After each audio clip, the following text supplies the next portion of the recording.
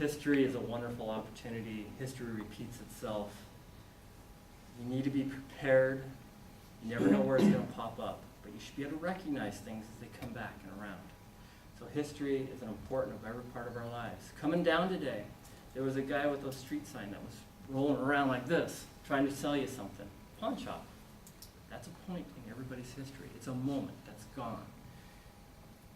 Things are always not as important as the U-boats, the Maginot Line, the American Revolution, but they are.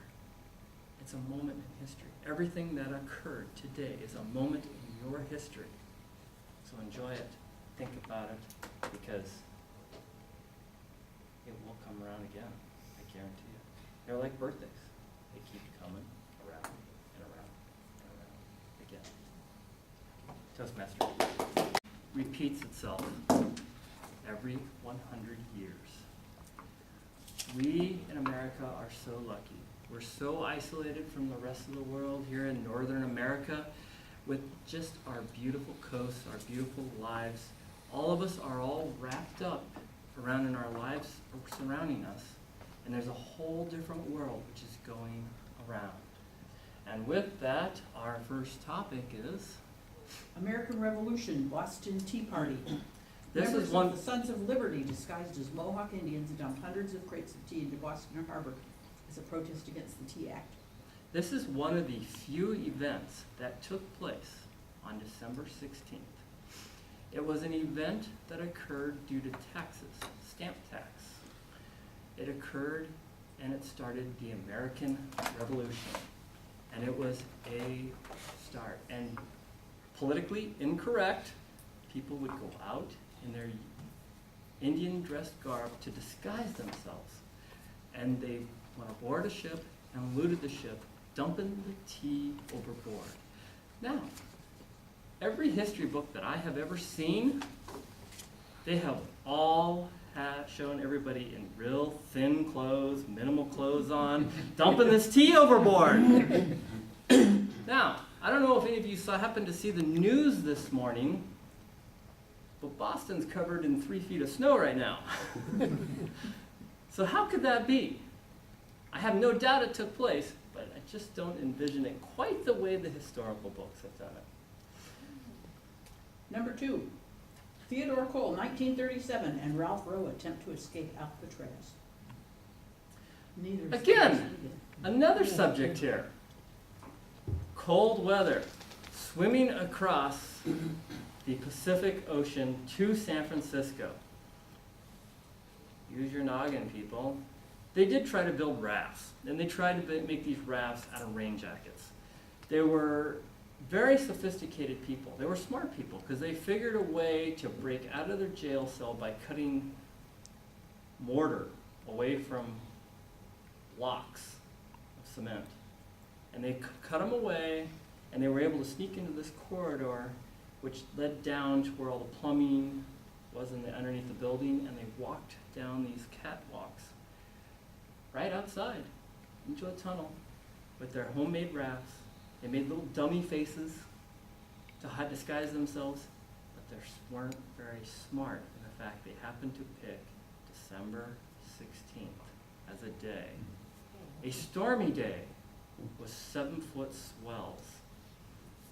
And they tried to float their way, which their homemade rafts were inevitably doomed to fail because they found them. And they eventually had to swim their way across the ocean.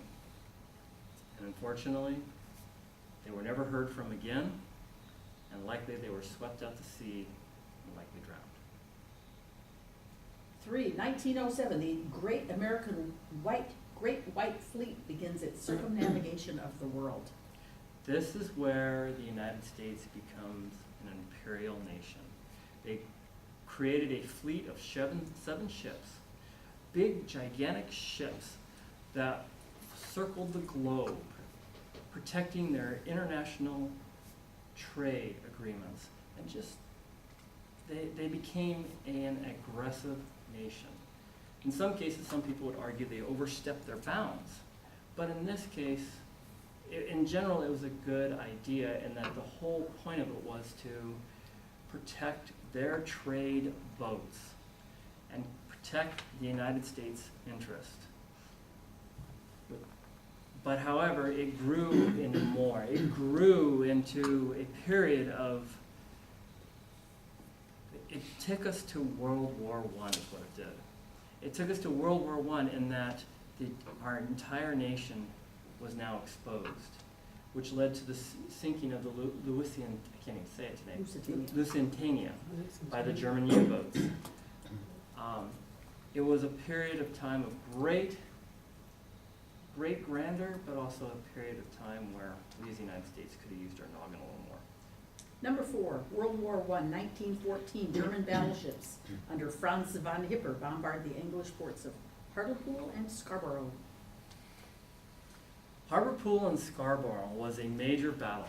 We dumped more ammunition as the United States on those two harbors than we did of all of Germany. And the whole point was, that's where the U-boats were stored. And the problem was, the bunkers were so fortified for the U-boats, we didn't sink one. Number 5, World War II, 1944. The Battle of the Bulge begins with the surprise offensive of 3 German armies through the Ardennes forest. This is the one where the attack of France started. The Maginot Line all occurred. The French had fortified this line with all these intricate railways, bunkers, pillboxes, everything. And the German army just overran it with just an abundance. The blitzkrieg, the lightning flash, just overran it in a heartbeat. And the French never had an opportunity. Last one, a little boy. Back in 1973, a little tiny boy was born. He was sassy. He popped out at 7:04 a.m., cried for 4 hours straight, and that little boy was a boy by the name of Jason. It's your test my.